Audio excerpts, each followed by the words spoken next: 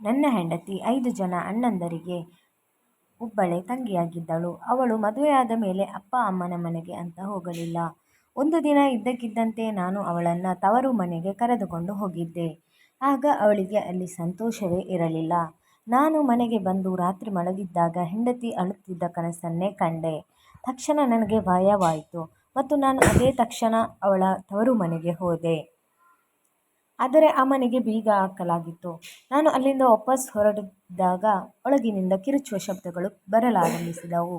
ನಾನು ಮೆಟ್ಟಿಲು ಹತ್ತಿ ಟ್ಯಾರಿಸ್ನ ಮನೆಯೊಳಗೆ ಹೋದೆ ಮತ್ತು ಅಲ್ಲಿ ಎದುರಿಗಿದ್ದ ದೃಶ್ಯವನ್ನು ನೋಡಿ ಬೆಚ್ಚಿಬಿದ್ದೆ. ನನ್ನ ಹೆಂಡತಿ ನವ್ಯ 5 ಜನ ಸಹೋದರರ ಒಬ್ಬಳೇ ಪ್ರೀತಿಯ ತಂಗಿಯಾಗಿದ್ದಳು. ಆ ಎಲ್ಲ 5 ಜನ ಸಹೋದರರು ನನ್ನನ್ನು ಒಳ್ಳೆಯ ಕುಟುಂಬದವನು ಎಂದು ಅವರ ತಂಗಿಗೆ ಮದುವೆ ಮಾಡಿಕೊಳ್ಳಲು ಹೇಳುತ್ತಾರೆ.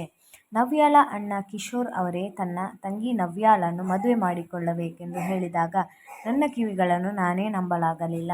ನವ್ಯ ಅವರ ಒಬ್ಬಳೇ ತಂಗಿ. ತುಂಬ ಪ್ರೀತಿಯಿಂದ ಬೆಳೆಸಿದ್ರು. ಆದರೆ ಅವರು ತಮ್ಮ ಪ್ರೀತಿಯ ತಂಗಿಯನ್ನು ನನಗೆ ಮದುವೆ ಮಾಡಿಕೊಡಲು ಏಕೆ ಬಯಸಿದರು? ನನ್ನಲ್ಲಿ ಅಂತಹ ಗುಣಗಳು ಇರಲಿಲ್ಲ. ನಾನು ನೋಡಲು ಕಪ್ಪು ಮೈಬಣ್ಣ, ಸುಮಾರು 35 ವರ್ಷದ ಯುವಕನಾಗಿದ್ದೆ ಮತ್ತು ನನ್ನ ತಲೆಯ ಕೂದಲೆಲ್ಲ ಉದುರಿದ್ದವು. ನನಗೆ ನನ್ನವರು ಅಂತೂ ಯಾರೂ ಇರಲಿಲ್ಲ. ಆ ಜಾಗದಲ್ಲಿ ನನ್ನದು ಅಂತ ಚಿಕ್ಕ ದಿನಸಿ ಅಂಗಡಿ ಇತ್ತು. ನನಗೆ ನನ್ನ ಸಂಬಂಧಿಕರು ಅಂತ ಯಾರೂ ಇರಲಿಲ್ಲ.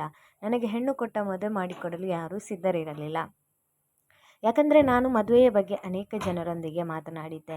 ಆದರೆ ಅವರು ಹೇಳ್ತಿದ್ರು, ಅವನು ಒಬ್ಬಂಟಿ, ಹಿಂದೆ ಮುಂದೆ ಯಾರೂ ಇರಲಿಲ್ಲ, ಒಂದು ಚಿಕ್ಕ ರೂಮಿನಲ್ಲಿ ವಾಸಿಸುತ್ತಿದ್ದಾನೆ, ಅವನದೊಂದು ಚಿಕ್ಕ ದಿನಸಿ ಅಂಗಡಿ ಇದೆ, ಅವನಿಗೇನಾದರೂ ನಮ್ಮ ಮಗಳನ್ನು ಕೊಟ್ಟರೆ ಅವಳ ಬೇಕು ಬೇಡಗಳನ್ನು ಇವನು ಸರಿಯಾಗಿ ಪೂರೈಸಲು ಸಾಧ್ಯವಾಗಲ್ಲ, ಅವಳ ಆಸೆಗಳನ್ನು ಇವನು ಹೇಗೆ ಪೂರೈಸುತ್ತಾನೆ, ಇವನು ಇರುವ ಕಪ್ಪು ಬಣ್ಣಕ್ಕೆ ಸಮ ಆಗಿರೋ ಹುಡುಗಿಯೂ ಕೂಡ ತಿರುಗಿ ನೋಡುವುದಿಲ್ಲ ಎಂದು ಹೇಳುತ್ತಿದ್ದರು.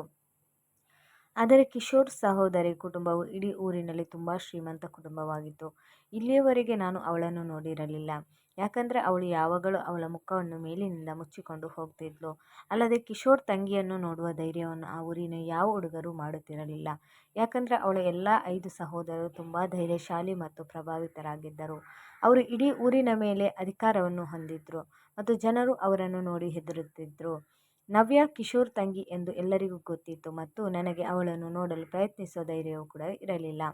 ವಾಸ್ತವವಾಗಿ ನಮ್ಮ ಅಂಗಡಿಯಿಂದಲೇ ದಿನಸಿ ವಸ್ತುಗಳು ಅವರ ಮನೆಗೆ ಹೋಗುತ್ತಿತ್ತು ಮತ್ತು ನಾನು ಅವರ ಮನೆಗೆ ದಿನಸಿಗಳನ್ನು ತೆಗೆದುಕೊಂಡು ಹೋಗಿ ಕೊಡುತ್ತಿದ್ದೆ. ಆದರೆ ಮನೆಯ ಬಾಗಿಲನ್ನು ಪ್ರವೇಶಿಸಲು ನನಗೆ ಅವಕಾಶವಿರಲಿಲ್ಲ. ಇದೇ ರೀತಿ ಹಲವು ವರ್ಷಗಳವರೆಗೆ ನಡೆಯುತ್ತಿತ್ತು. ಅಂತಹದರಲ್ಲಿ ಅವಳ ಸಹೋದರ ತನ್ನ ತಂಗಿಗೆ ಗಂಡನಾಗಲು ನನ್ನನ್ನು ಕೇಳುತ್ತಾನೆ ಮತ್ತು ಅದು ಅವನ ವರಸಿ ಬಿಟ್ಟು ಹೇಳುತ್ತಾನೆ ಎಂದು ನನಗೆ ತಿಳಿದಿರಲಿಲ್ಲ.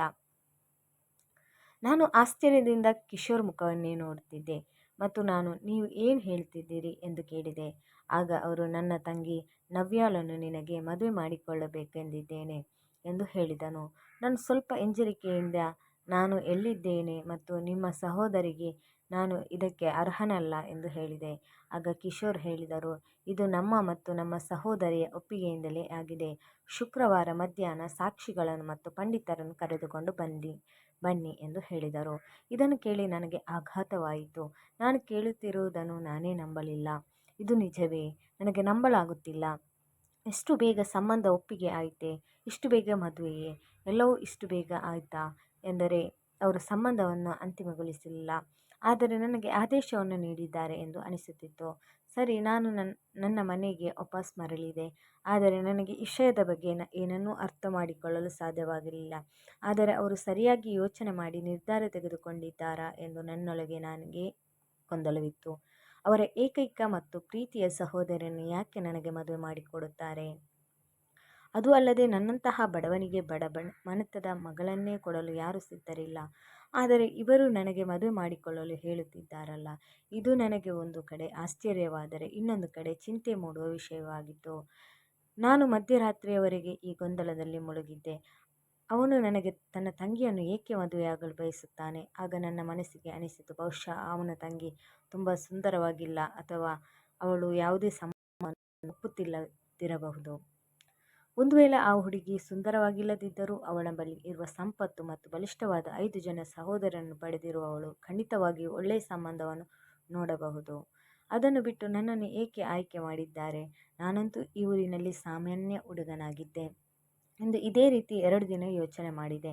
ಮಾರನೇ ದಿನ ನವ್ಯಾಳ ಅಣ್ಣ ನನ್ನನ್ನು ಅವರ ಮನೆಗೆ ಕರೆದುಕೊಂಡು ಹೋಗಿ ಮನೆಯಲ್ಲೇ 2 ಚೇರುಗಳನ್ನು ಹಾಕಿ ಸಾಧಾರಣವಾಗಿ ಮದುವೆ ಮಾಡಿ ಮುಗಿಸಿದರು. ಮದುವೆಗೆ ಎಲ್ಲರೂ ಹೊಸ ಬಟ್ಟೆಗಳನ್ನು ಧರಿಸಿದ್ದರು. ಆದರೆ ಅದು ತುಂಬ ವಿಚಿತ್ರವಾಗಿತ್ತು. ಯಾಕಂದರೆ ಹುಡುಗ ಹುಡುಗಿಯನ್ನು ಬಿಟ್ಟು ಉಳಿದವರೆಲ್ಲ ಹೊಸ ಬಟ್ಟೆಯನ್ನು ಹಾಕಿಕೊಂಡಿದ್ರು. ಈ ಮದುವೆಯನ್ನು ನೋಡಿದವರಿಗೆ ಅವರ ಮನಸ್ಸಲ್ಲಿ ತುಂಬ ಪ್ರಶ್ನೆಗಳು ಕಾಡುತ್ತಿದ್ದವು. ಹುಡುಗನಿಗೂ ಸಹ ಅದೇ ರೀತಿಯ ಪ್ರಶ್ನೆಗಳು ಕಾಡುತ್ತಿದ್ದವು.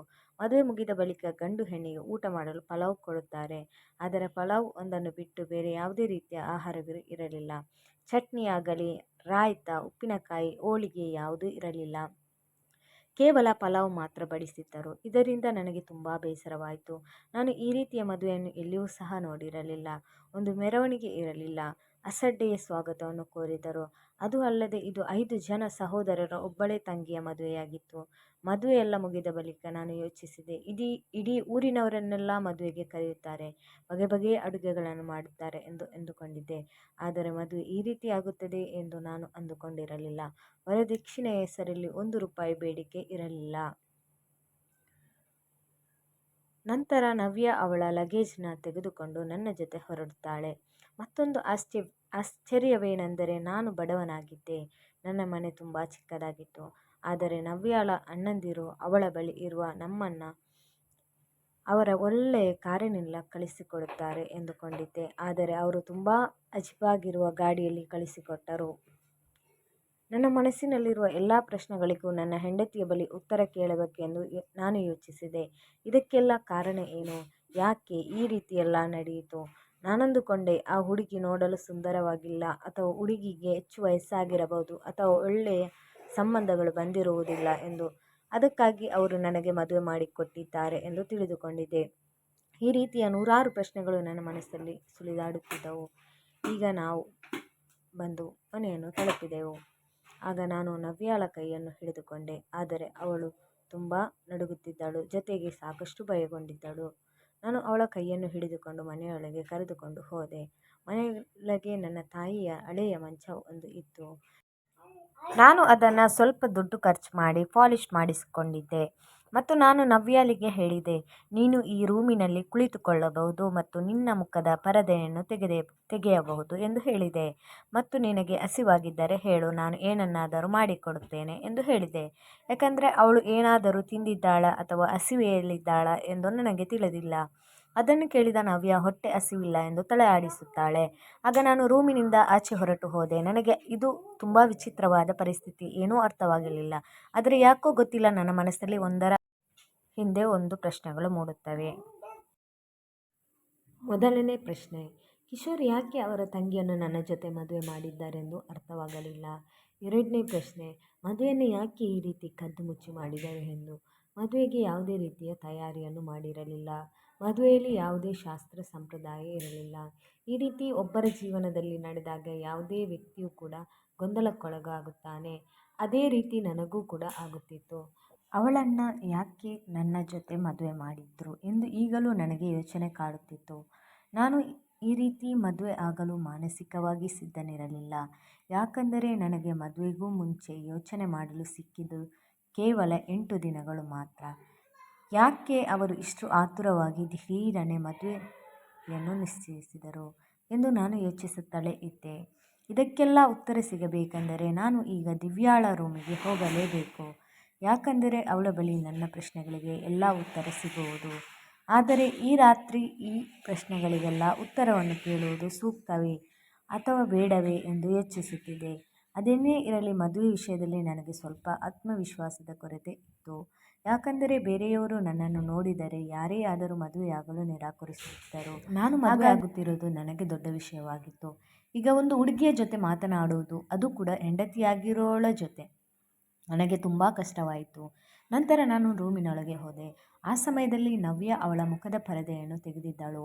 ಅವಳು ತಿಳಿ ಗುಲಾಬಿ ಬಣ್ಣದ ಫ್ಯಾನ್ಸಿ ಡ್ರೆಸ್ ತೊಟ್ಟುಕೊಂಡಿದ್ದಳು. ಯಾವ ಆಭರಣಗಳನ್ನು ತೊಟ್ಟುಕೊಂಡಿರಲಿಲ್ಲ. ತುಂಬ ಸಿಂಪಲ್ ಆಗಿ ಮೇಕಪ್ ಮಾಡಿಕೊಂಡಿದ್ದಳು.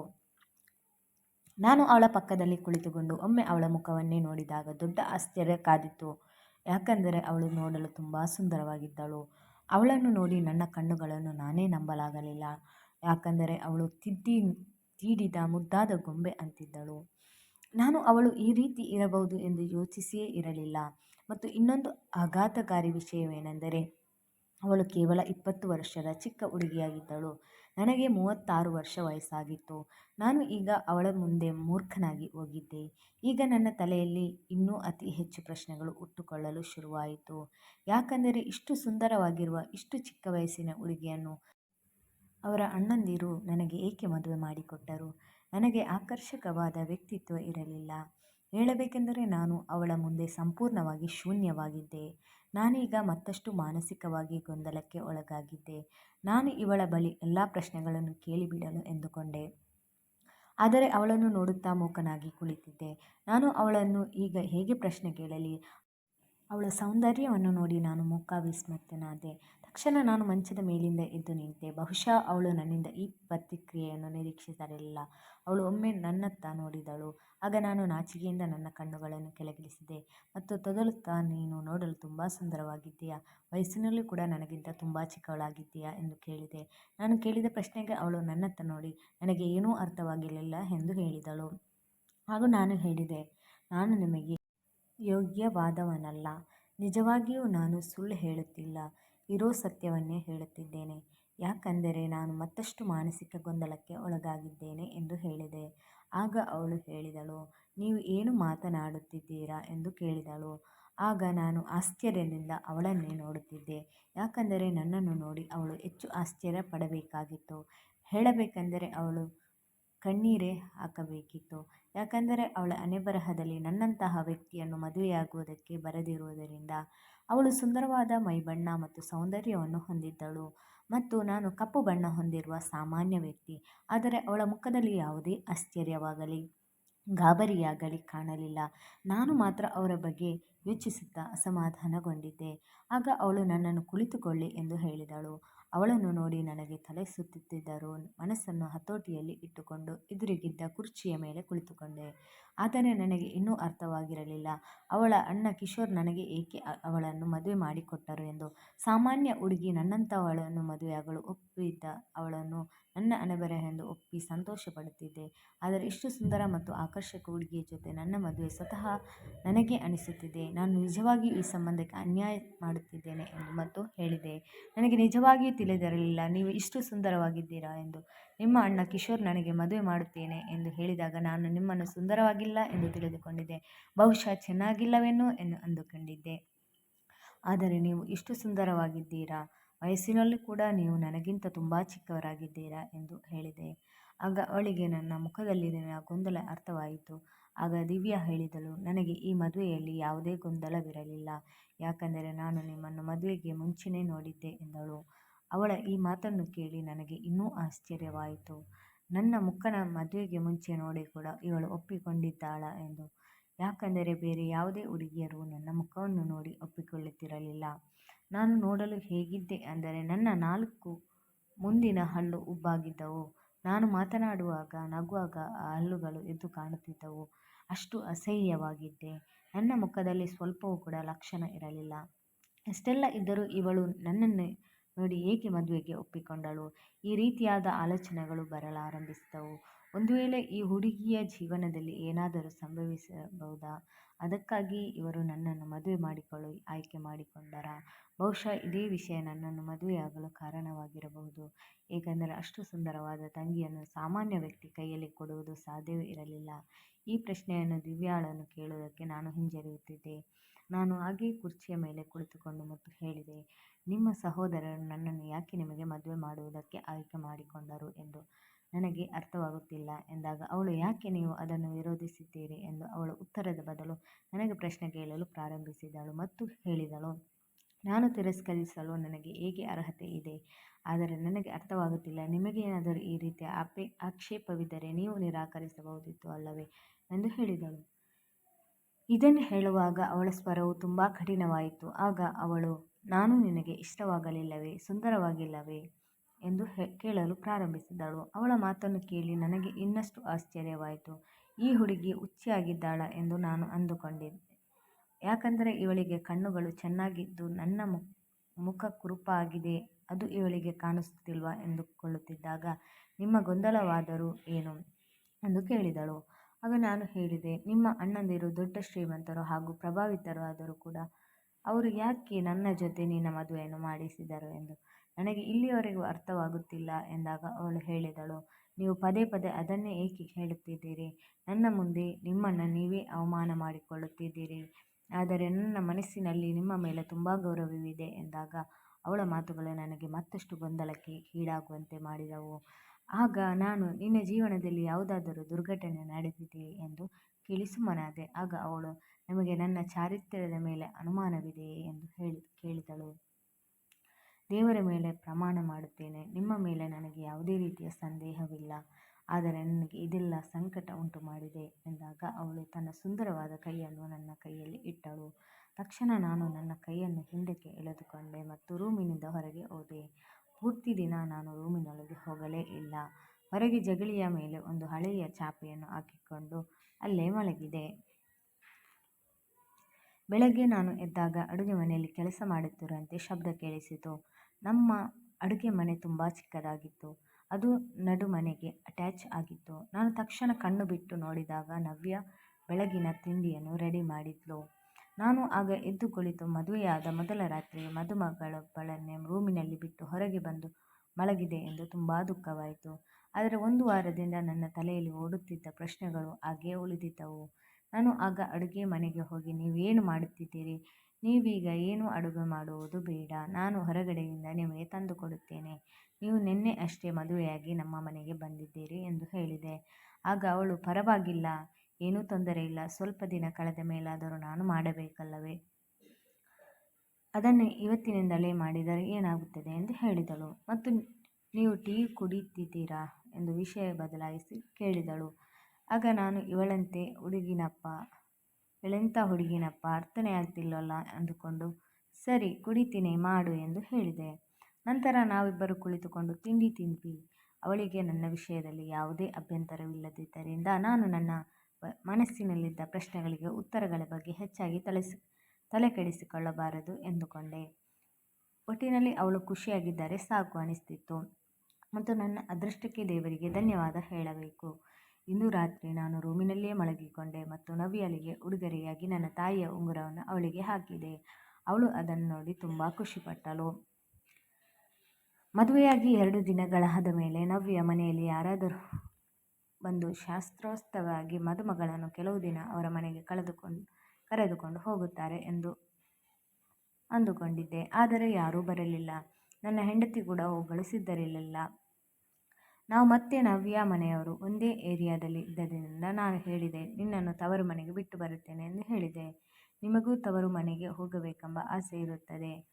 ನಿಮ್ಮ ಅಣ್ಣಂದಿರಿಗೂ ನಿಮ್ಮನ್ನು ನೋಡಲು ತುಂಬ ಆತುರದಿಂದ ಕಾಯುತ್ತಿದ್ದಾರೆ. ನೀನು ಬೇಗ ರೆಡಿಯಾಗು ಎಂದು ನಾನು ಹೇಳುತ್ತಿರುವಾಗಲೇ ಅವಳು, ಇಲ್ಲ, ನಾನು ಅಲ್ಲಿಗೆ ಹೋಗುವುದಿಲ್ಲ ಎಂದು ಹೇಳಿದಳು. ಆಗ ನಾನು, ನೀನು ಯಾಕೆ ಹೋಗುವುದಿಲ್ಲ? ಅದು ನಿನ್ನ ತವರು ಮನೆ, ಹೋಗುವುದಿಲ್ಲ ಎಂದರೆ ಹೇಗೆ ಎಂದಾಗ ಅವಳು ತುಂಬ ಗಾಬರಿಯಾಗಿದ್ದಳು. ಅವಳನ್ನು ನೋಡಿ ನನಗೆ ಸ್ವಲ್ಪ ಆಶ್ಚರ್ಯವಾಯಿತು. ಅವಳು ನನ್ನ ಮಾತನ್ನು ಕೇಳಿ ಈ ಮಳೆ ಚಳಿಯಲ್ಲಿಯೂ ಬೆವರುತ್ತಿದ್ದಳು. ಅವಳು ತನ್ನ ತವರು ಮನೆಗೆ ಹೋಗಲು ಏಕೆ ಹೆದರುತ್ತಾಳೆ ಎಂದುಕೊಂಡೆ. ಅವಳ ಆ ವರ್ತನೆಯನ್ನು ನೋಡಿ, ಸರಿ ಹೋಗುವುದು ಬೇಡ ಬಿಡು ಎಂದಾಗ ಅವಳ ಮುಖದಲ್ಲಿ ಒಂದು ರೀತಿಯ ಸಂತೋಷದ ಕಳೆ ತುಂಬಿತು. ನಂತರ ನಾನು ಹೊರಗೆ ಹೋದೆ. ನನ್ನ ಮನೆಯಲ್ಲಿ ನಾನು ಯಾವುದೇ ರೀತಿಯ ಕೆಲಸದವರನ್ನು ಇಟ್ಟಿರಲಿಲ್ಲ. ಯಾಕಂದರೆ ನಾನು ಅಷ್ಟು ದೊಡ್ಡ ಶ್ರೀಮಂತನಲ್ಲ, ಹಣವಂತನೂ ಆಗಿರಲಿಲ್ಲ. ನವ್ಯ ಅಷ್ಟು ಸುಖದಲ್ಲಿ ಬೆಳೆದಿದ್ದರೂ ಇಲ್ಲಿ ಎಲ್ಲ ಕೆಲಸವನ್ನು ಮಾಡುತ್ತಿದ್ಲು. ಅದನ್ನು ನೋಡಿ ನನಗೆ ಆಶ್ಚರ್ಯವಾಯಿತು ಮತ್ತು ಅವಳ ಬಗ್ಗೆ ಇಲ್ಲಿಯವರೆಗೆ ಯಾವುದೇ ದೂರುಗಳು ಇರಲಿಲ್ಲ. ಈಗ ನಾವು ಮದುವೆಯಾಗಿ 1 ತಿಂಗಳಾಗುತ್ತಾ ಬಂತು. ನೀನು ತವರು ಮನೆಗೆ ಹೋಗಲು ಬಯಸಿದರೆ ನಾನು ನಿನ್ನನ್ನು ಬಿಟ್ಟು ಬರುತ್ತೇನೆ ಎಂದು ಕೇಳಿದೆ. ಆದರೆ ಅವಳು ನಾನು ಪ್ರತಿ ಸಾರಿ ಕೇಳಿದಾಗಲೂ ಅದನ್ನು ನಿರಾಕರಿಸಿದ್ಲು. ಸರಿ ಎಂದು ಅಂಗಡಿಗೆ ಹೋದೆ. ಈ ದಿನ ಗುಡುಗು ಮಿಂಚು ಮಳೆ ಬರುವ ಹಾಗೆ ಇದ್ದಿದ್ದರಿಂದ ನಾನು ಅಂಗಡಿಯನ್ನು ಮುಚ್ಚಿ ಮನೆಗೆ ಬೇಗ ಬಂದೆ. ಮಳೆ ಜೋರಾಗಿ ಬರುತ್ತಿತ್ತು. ಮನೆ ಒಳಗೆ ಹೋಗಿ ನೋಡಿದಾಗ ನನ್ನ ಹೆಂಡತಿ ದೇವರ ಹತ್ತಿರ ಕುಳಿತುಕೊಂಡು ಜೋರಾಗಿ ಅಳುತ್ತಿದ್ಲು. ಅದನ್ನು ನೋಡಿ ನನಗೆ ತುಂಬ ಗಾಬರಿಯಾಯಿತು. ಇವಳಿಗೆ ಏನಾಯಿತು? ಯಾಕೆ ಹೀಗೆ ಅಳ್ತಿದ್ದಾಳೆ? ಇಲ್ಲಿಯವರೆಗೆ ನಾನು ಅವಳು ಈ ರೀತಿ ಅಳುವುದನ್ನು ನೋಡಿರಲಿಲ್ಲ ಮತ್ತು ಅದನ್ನು ನೋಡಿ ನಾನು ಏನೋ ಸಮಸ್ಯೆ ಇರಬಹುದು ಎಂದುಕೊಂಡೆ. ಅವಳ ಹತ್ತಿರಕ್ಕೆ ಹೋಗುತ್ತಿದ್ದಂತೆ ನಾನು ಬರುವುದನ್ನು ಗಮನಿಸಿ ತನ್ನ ಕಣ್ಣುಗಳನ್ನು ಒರೆಸಿಕೊಂಡು ತಕ್ಷಣ ನನ್ನನ್ನು ನೋಡಿ ಗಾಬರಿಯಾದಳು. ನೀವು ಏಕೆ ಇಷ್ಟು ಬೇಗ ಬಂದಿದ್ದೀರಿ ಎಂದು ಕೇಳಿದಳು. ಹೌದು, ಇವತ್ತು ತುಂಬ ಮಳೆ ಬರ್ತಾ ಇದೆ, ಹಾಗಾಗಿ ನಾನು ಬೇಗ ಮನೆಗೆ ಬಂದೆ ಎಂದು ಹೇಳಿದೆ. ಸರಿ, ನೀವು ಟೀ ಕುಡಿತೀರಾ? ಕುಡಿತೀನಿ, ಮಾಡು. ಅದಕ್ಕೂ ಮೊದಲು ನೀನು ನನ್ನ ಪ್ರಶ್ನೆಗೆ ಉತ್ತರ ಹೇಳು. ನೀನು ಇಷ್ಟು ಹೊತ್ತು ಏಕೆ ಅಳುತ್ತಿದ್ದೆ ಎಂದು ಕೇಳಿದಾಗ, ಏನೂ ಇಲ್ಲ ಎಂದು ಅಡುಗೆ ಮನೆಗೆ ಹೋದಳು. ಆದರೆ ನನ್ನ ಮನಸ್ಸಿನಲ್ಲಿರುವ ಪ್ರಶ್ನೆಗೆ ಉತ್ತರ ಸಿಗಲಿಲ್ಲ. ರಾತ್ರಿ ನಾವಿಬ್ಬರು ಊಟ ಮಾಡಿ ಮಲಗಿದ್ದಾಗ ಯಾರೋ ಹೊರಗಡೆಯಿಂದ ಬಾಗಿಲನ್ನು ಜೋರಾಗಿ ತಟ್ಟುತ್ತಿರುವ ಶಬ್ದ ಕೇಳಿಸಿತು. ಆಗ ನಾನು ಮತ್ತು ನವ್ಯ ಇಬ್ಬರು ಎಚ್ಚರವಾದೆವು. ನಾನು ನವ್ಯಳಿಗೆ ನೀನು ಇಲ್ಲೇ ಇರು ಎಂದು ಹೇಳಿ ಹೋಗಿ ಬಾಗಿಲನ್ನು ತೆಗೆದಾಗ ಯಾರೋ ಇಬ್ಬರು ಹುಡುಗರು ಹೊರಗಡೆ ನಿಂತುಕೊಂಡಿದ್ದರು. ಆಗ ನಾನು, ಯಾರು ನೀವು, ಏನು ವಿಷಯ ಎಂದು ವಿಚಾರಿಸಿದಾಗ ಆ ಹುಡುಗರು ಹೇಳಿದರು, ದಿಗಂತ ಅವರೇ, ನಿಮ್ಮ ಅಂಗಡಿಗೆ ಬೆಂಕಿ ಹತ್ತಿಕೊಂಡಿದೆ ಎಂದು ಹೇಳಿದರು. ಆ ವಿಷಯವನ್ನು ಕೇಳಿ ನಾನು ಗಾಬರಿಯಾದೆ. ಆಗ ನಾನು ತಕ್ಷಣ ನನ್ನ ಅಂಗಡಿಯ ಬಳಿ ಓಡಿ ಹೋದೆ. ಅಲ್ಲಿ ಹೋಗಿ ನೋಡಿದಾಗ ನಿಜವಾಗಿಯೂ ನನ್ನ ಅಂಗಡಿ ಬೆಂಕಿಯಿಂದ ಪೂರ್ತಿ ಸುಟ್ಟು ಹೋಗಿತ್ತು. ಈಗ ನನಗೆ ಅದನ್ನು ನೋಡಿ ಏನೂ ತೋಚದಂತ ಆಗಿತ್ತು. ನನ್ನ ಜೀವನದ ಆಧಾರವೇ ಅಂಗಡಿಯಾಗಿತ್ತು.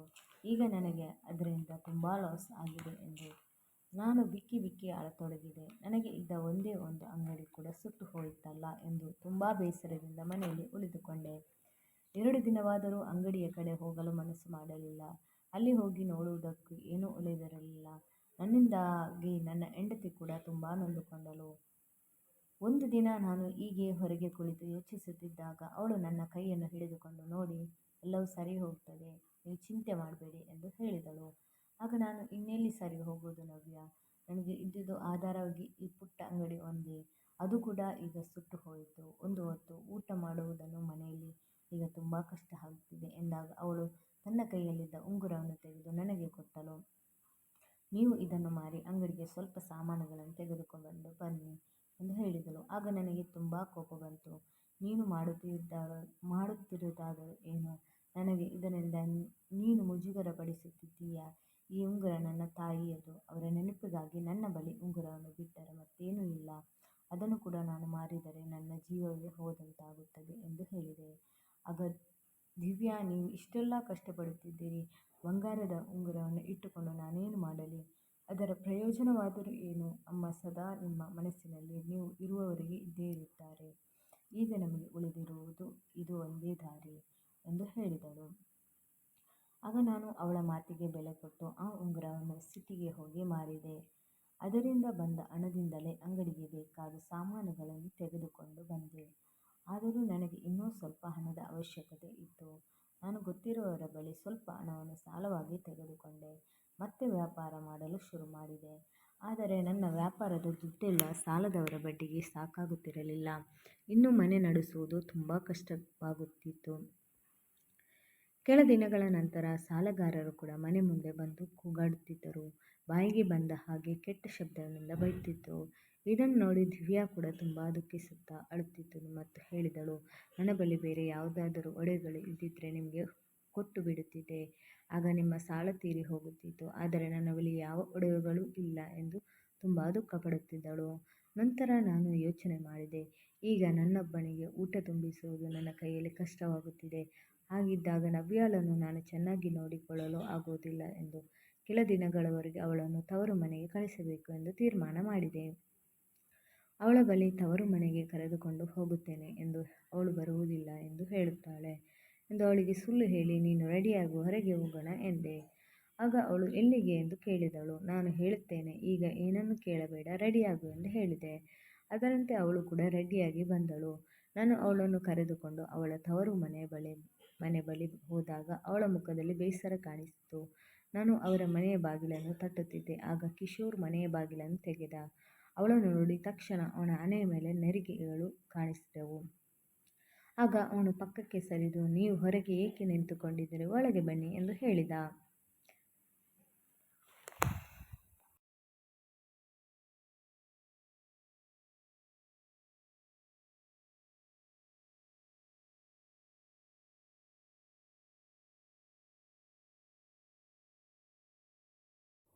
ನಂತರ ನನ್ನ ಮುಂದೆ ಒಂದು ಸಾಧಾರಣವಾದ ನೀರಿನ ಲೋಟವನ್ನು ತಂದು ಇಟ್ಟರು.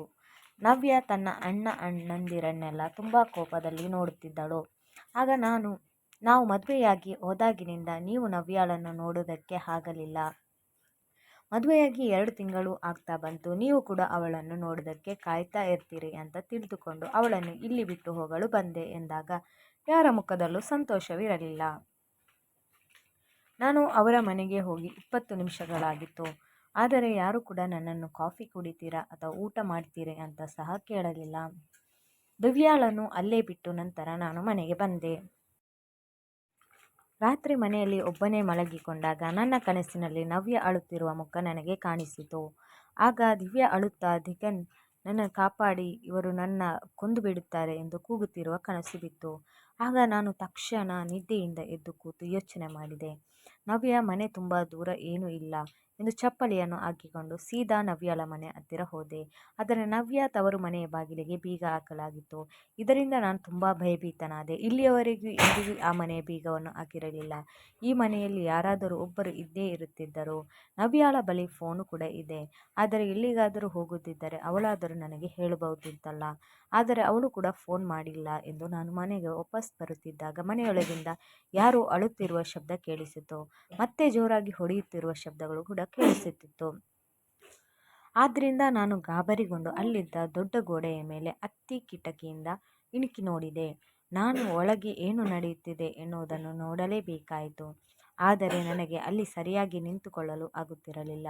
ಸಹಾಯಕ್ಕೆ ಎಂದು ನಾನು ಆ ಕಡೆ ಈ ಕಡೆ ನೋಡುತ್ತಿದ್ದಾಗ ಗೋಡೆಯ ಪಕ್ಕದಲ್ಲಿ ಒಂದು ಮರದ ಕೋಲು ಬಿದ್ದಿತ್ತು. ಅದರ ಸಹಾಯದಿಂದ ನಾನು ಗೋಡೆಯನ್ನು ಹತ್ತಿದೆ. ಆಗ ಕಿಟಕಿಯಿಂದ ಒಳಗೆ ಇಣುಕಿ ನೋಡಿದಾಗ ಆ ದೃಶ್ಯವನ್ನು ನೋಡಿ ನಾನು ಬೆಚ್ಚಿಬಿದ್ದೆ. ಅಷ್ಟು ದೊಡ್ಡ ಮನೆಯ ಒಳಗೆ ಒಂದು ಮೂಲೆಯಲ್ಲಿ ಚಿಕ್ಕದಾದ ಜಾಗವಿತ್ತು. ಅಲ್ಲಿ ಮಣ್ಣು ಅಗೆದಿರುವಂತೆ ಕಾಣುತ್ತಿತ್ತು. ಪಕ್ಕದಲ್ಲಿ ಒಂದು ಗುಂಡಿಯನ್ನು ತೆಗೆಯಲಾಗಿತ್ತು. ನವ್ಯಾಳ ಕೈ ಹಾಗೂ ಕಾಲುಗಳಿಗೆ ಹಗ್ಗವನ್ನು ಕಟ್ಟಿದರು. ಅವಳು ನನ್ನನ್ನೇ ನೋಡುತ್ತಿದ್ಲು. ಅವಳ ಅಣ್ಣಂದಿರು ಅವಳನ್ನು ಆ ಗುಂಡಿಯಲ್ಲಿ ಹಾಕಲು ಪ್ರಯತ್ನಿಸುತ್ತಿದ್ದರು. ಅದನ್ನು ನೋಡಿ ನನ್ನ ಜೀವವೇ ಹೋದಂತಾಯಿತು. ಆಗ ತಕ್ಷಣ ನಾನು ಕಿಟಕಿಯಿಂದ ಇಳಿದು ಮನೆಯ ಒಳಗೆ ಹೋಗಲು ಪ್ರಯತ್ನಿಸಿದೆ. ಆದರೆ ಎಲ್ಲಿಯೂ ಜಾಗವಿರಲಿಲ್ಲ. ತಕ್ಷಣ ನನ್ನ ಮನೆಯ ಹಿಂದೆ ಒಂದು ಡೋರ್ ಇತ್ತು. ಅಲ್ಲಿ ಓಡಿ ಹೋಗಿ ನೋಡಿದೆ. ಅದು ಕೂಡ ಲಾಕ್ ಆಗಿತ್ತು. ಅಲ್ಲಿದ್ದ ಒಂದು ದೊಡ್ಡ ಕಲ್ಲನ್ನು ತೆಗೆದುಕೊಂಡು ಜೋರಾಗಿ ಡೋರಿಗೆ ಹೊಡೆದೆ. ಡೋರ್ ಓಪನ್ ಆದ ತಕ್ಷಣ ಒಳಗೆ ಹೋಗಿ ನಾನು ಅವರ ಅಣ್ಣಂದಿರ ಬಳಿ, ನೀವೇನು ಮಾಡ್ತಾ ಇದ್ದೀರಾ, ಬಿಟ್ಟು ಬಿಡಿ ಅವಳನ್ನು ಎಂದು ಕೂಗಾಡಿದಾಗ ಅವರು ಹೇಳಿದರು, ನೀನು ಇದರಿಂದ ಹಿಂದೆ ಇರು, ಇಲ್ಲವಾದರೆ ನಿನ್ನನ್ನು ಕೂಡ ಅವಳ ಜೊತೆ ಸೇರಿಸಿ ಸಾಯಿಸಬೇಕಾಗುತ್ತದೆ ಎಂದರು. ಆಗ ನಾನು, ನಿಮಗೆ ಈ ರೀತಿ ಮಾತನಾಡುವುದಕ್ಕೆ ನಾಚಿಕೆಯಾಗುವುದಿಲ್ಲವೇ?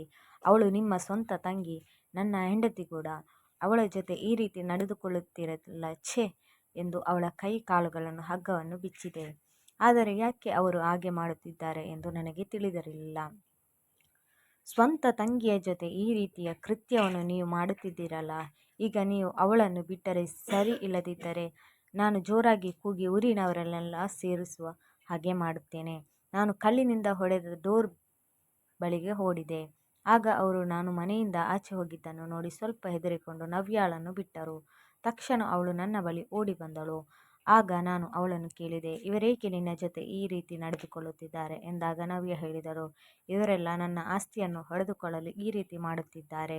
ನೀವು ಇಷ್ಟು ದಿನ ಒಂದು ಚಿಂತೆಯಲ್ಲಿ ಮುಳುಗಿದ್ದಾರಲ್ಲ, ನನ್ನನ್ನು ಅಷ್ಟು ಸುಲಭವಾಗಿ ಹೇಗೆ ನಿಮ್ಮ ಜೊತೆ ಮದುವೆ ಮಾಡಿದ್ದಾರೆ ಎಂದು ಚಿಂತೆ ಮಾಡುತ್ತಿದ್ರಲ್ಲ, ನಿಮ್ಮ ಪ್ರಶ್ನೆಗಳಿಗೆಲ್ಲ ಇದೇ ಉತ್ತರ. ಅವರು ನನ್ನ ಹೆಸರಿನಲ್ಲಿರುವ ಆಸ್ತಿಯನ್ನು ಕಂಬಳಿಸಲು ನಿಮ್ಮ ಜೊತೆ ನನ್ನನ್ನು ಮದುವೆ ಮಾಡಿಸಿದರು.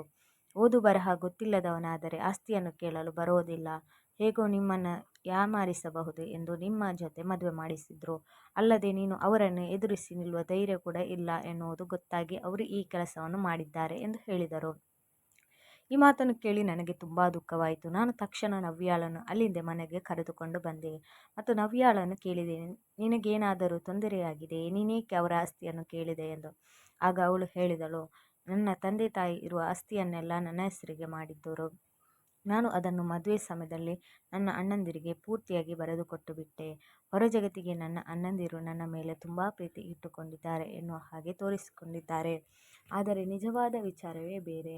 ಅವರು ಕೇವಲ ನನ್ನ ಹೆಸರಿನಿಂದ ಆಸ್ತಿಯನ್ನು ಪಡೆದುಕೊಳ್ಳಲು ನನ್ನನ್ನು ಪ್ರೀತಿಸುವ ನಾಟಕ ಮಾಡ್ತಿದ್ರು ಮತ್ತು ಮೋಸದಿಂದ ನನ್ನ ಆಸ್ತಿಯನ್ನೆಲ್ಲ ಅವರಿಗೆ ಬರೆಸಿಕೊಂಡರು. ಈಗ ನೀವು ತುಂಬ ಕಷ್ಟದಲ್ಲಿದ್ದಿರಿ. ಹೇಗೋ ತವರ ಮನೆಗೆ ಬಂದಿದ್ದೀನಲ್ಲ, ನನಗೆ ಆಸ್ತಿ ಅಂತೂ ಬೇಡ, ಈಗ ಸ್ವಲ್ಪ ಹಣದ ಸಹಾಯ ಮಾಡಿ, ನಾವು ತುಂಬ ಕಷ್ಟದಲ್ಲಿದ್ದೇವೆ ಎಂದು ಕೇಳಿದೆ. ಅದಕ್ಕೆ ಅವರು ಒಂದು ನಯಾ ಪೈಸೆ ಕೂಡ ಕೊಡುವುದಿಲ್ಲ ಎಂದು ಹೇಳಿದರು. ಆಗ ನಾನು, ಹಾಗಾದರೆ ನನ್ನ ಪಾಲಿನ ಆಸ್ತಿಯನ್ನು ನನಗೆ ಕೊಟ್ಟುಬಿಡಿ ಎಂದೆ. ನಾನು ಕೇವಲ ನನ್ನ ಅಧಿಕಾರವನ್ನು ಮಾತ್ರ ಕೇಳಿದೆ. ಅವರು ನಾನು ಮುಂದೆ ಯಾವತ್ತೂ ಆಸ್ತಿ ಕೇಳಬಾರದೆಂದು ನನ್ನನ್ನು ಒಬ್ಬ ಮೂರ್ಖನ ಜೊತೆಗೆ ಮತ್ತು ನೀವು ಬಡವ ಎಂದು ತಿಳಿದು ನನ್ನನ್ನು ನಿಮ್ಮ ಜೊತೆ ಮದುವೆ ಮಾಡಿದ್ರು. ಮೊದಲು ನಾನು ನಿಮ್ಮನ್ನು ಹಾಗೆ ಅಂದುಕೊಳ್ಳುತ್ತಿದ್ದೆ, ಆದರೆ ನನಗೆ ಈಗ ಗೊತ್ತಾಗುತ್ತಿದೆ ನಾನು ತುಂಬ ಭಾಗ್ಯಶಾಲಿ. ನೀವು ತುಂಬ ಒಳ್ಳೆಯವರು, ನಿಮ್ಮ ಮನಸ್ಸು ಕೂಡ ತುಂಬ ಒಳ್ಳೆಯದು. ನೀವು ನನ್ನನ್ನು ತವರು ಮನೆಗೆ ಕರೆದುಕೊಂಡು ಹೋಗ್ತೀನಿ ಎಂದಾಗಲೇ ನಾನು ಈ ಕಾರಣಕ್ಕೆ ಇಷ್ಟಪಡುತ್ತಿರಲಿಲ್ಲ. ಆದರೆ ನೀವೀಗ ಪಡುತ್ತಿರುವ ಕಷ್ಟವನ್ನು ನೋಡಿ ಅವರ ಬಳಿ ಸ್ವಲ್ಪ ಸಹಾಯ ಕೇಳಿದೆ ಅಷ್ಟೇ. ಅದಕ್ಕೆ ಅವರು ಇವಳನ್ನೇ ಹೀಗೆ ಬಿಟ್ಟರೆ ಆಸ್ತಿಗಾಗಿ ನಮ್ಮನ್ನು ಪೀಡಿಸ್ತಾಳೆ ಎಂದು ನನ್ನನ್ನು ಕೊಲ್ಲುವ ಪ್ರಯತ್ನ ಮಾಡಿದರು. ಅಷ್ಟರಲ್ಲಿ ನೀವು ಬಂದ್ರಿ ಎಂದು ಹೇಳಿದಳು. ಆಗ ನಾನು ಹೇಳಿದೆ, ನೋಡು, ನಮಗೆ ಅವರ ಆಸ್ತಿ ಹಣ ಯಾವುದೂ ಬೇಡ. ನನಗೆ ದೇವರು ಶಕ್ತಿಯನ್ನು ಕೊಟ್ಟಿದ್ದಾನೆ. ನಾನು ಕಷ್ಟಪಟ್ಟು ದುಡಿಯುತ್ತೇನೆ, ನಿನ್ನನ್ನು ಚೆನ್ನಾಗಿ ನೋಡಿಕೊಳ್ಳುತ್ತೇನೆ. ನನಗೆ ಅದರ ಅವಶ್ಯಕತೆ ಇಲ್ಲ. ಆಸ್ತಿಗಾಗಿ ನೀನು ನಿನ್ನ ಅಣ್ಣಂದಿರ ಜೊತೆಗೆ ಜಗಳ ಮಾಡುವುದು ನನಗೆ ಇಷ್ಟವಿಲ್ಲ. ನೀನು ನಮ್ಮ ಈ ಕಷ್ಟದ ಬಗ್ಗೆ ಚಿಂತಿಸಬೇಡ. ಇದೆಲ್ಲ ಜಾಸ್ತಿ ದಿನ ಇರೋದಿಲ್ಲ. ಕಾಲಚಕ್ರ ತಿರುಗುತ್ತಾ ಇರುತ್ತೆ. ಕೆಳಗಿದ್ದವರು ಮೇಲೆ ಹೋಗಲೇಬೇಕು, ಮೇಲಿದ್ದವರು ಕೆಳಗೆ ಬರಲೇಬೇಕು. ನಾವು ಇವತ್ತು ಕೆಳಗೆ ಬೆಳಗ್ಗೆ ಇದ್ದೇವೆ, ನಾಳೆ ಮೇಲೆ ಹೋಗುವ ದಿನ ಬರುತ್ತೆ ಅಂತ ಹೇಳಿ ಸಮಾಧಾನ ಮಾಡಿದೆ. ಸ್ವಲ್ಪ ದಿನಗಳಲ್ಲಿ ನಾನು ಮತ್ತೆ ನನ್ನ ಅಂಗಡಿಯನ್ನು ಸಾಲ ತೆಗೆದುಕೊಂಡು ಓಪನ್ ಮಾಡಿದೆ. 1-2 ತಿಂಗಳು ಕಳೆಯುತ್ತಿದ್ದಂತೆ ನನ್ನ ವ್ಯಾಪಾರ ತುಂಬ ಚೆನ್ನಾಗಿ ನಡೆಯಲು ಶುರುವಾಯಿತು. ಅದರಿಂದ ನಾನು ಹಂತ ಹಂತವಾಗಿ ಸಾಲವನ್ನು ಕೂಡ ತೀರಿಸಿದೆ. ಈಗ ಒಂದು ಮಟ್ಟಕ್ಕೆ ನಮ್ಮ ಜೀವನ ಕೂಡ ಸುಧಾರಿಸಿದೆ. 1 ವರ್ಷದ ನಂತರ ನಾನು ಈಗ ಒಂದು ಚೆನ್ನಾಗಿರುವ ಮನೆಯನ್ನು ಕಟ್ಟಿಸಬೇಕು ಎಂದು ಒಂದು ಒಳ್ಳೆಯ ಜಾಗವನ್ನು ತೆಗೆದುಕೊಂಡಿದ್ದೇನೆ. ಇದರಿಂದ ನವ್ಯ ಕೂಡ ನನ್ನ ಜೊತೆ ಸಂತೋಷವಾಗಿದ್ದಾಳೆ. ಆದರೆ ನವ್ಯಾಳ ಅಣ್ಣಂದಿರು ಫೈನಾನ್ಸ್ ಮಾಡ್ತೀನಿ ಅಂತ ಹೇಳಿ ತಮ್ಮ ದುಡ್ಡನ್ನೆಲ್ಲ ಫೈನಾನ್ಸ್ ಮೇಲೆ ಬಿಟ್ಟು ಅದನ್ನು ವಸೂಲಿ ಮಾಡಬೇಕಾಗದೆ ಬೀದಿಗೆ ಬಂದು ನಿಂತಿದ್ದಾರೆ. ಇದ್ದ ಒಂದು ಮನೆಯನ್ನು ಕೂಡ ಮಾರುವ ಸ್ಥಿತಿಗೆ ತಲುಪಿದ್ದಾರೆ. ಮೋಸದಿಂದ ತಂಗಿಯ ಆಸ್ತಿಯನ್ನು ಕಬಳಿಸಿದ್ದಕ್ಕೆ ಈ ದೇವರು ಸರಿಯಾದ ಶಿಕ್ಷೆಯನ್ನು ಕೊಟ್ಟಿದ್ದಾನೆ. ಯಾವುದೇ ಅಣ್ಣಂದಿರು ತಮ್ಮ ತಂಗಿಯನ್ನು ಚೆನ್ನಾಗಿ ನೋಡಿಕೊಂಡರೆ ಅವರು ಕೂಡ ಜೀವನದಲ್ಲಿ ತುಂಬ ಸುಖವಾಗಿದ್ದು ಉದ್ಧಾರವಾಗುತ್ತಾರೆ. ಅದೇ ಅವಳಿಗೆ ದುಃಖ ಕೊಟ್ಟರೆ ಅವಳ ಕಣ್ಣೀರಿಂದ ಅವಳ ಜೀವನ ನಾಶವಾಗುತ್ತದೆ. ಸ್ನೇಹಿತರೆ, ಈ ಕಥೆ ನಿಮಗೆ ಇಷ್ಟ ಆದರೆ ಒಂದು ಲೈಕ್ ಮಾಡಿ, ಶೇರ್ ಮಾಡಿ, ಕಮೆಂಟ್ ಮಾಡಿ. Thank you.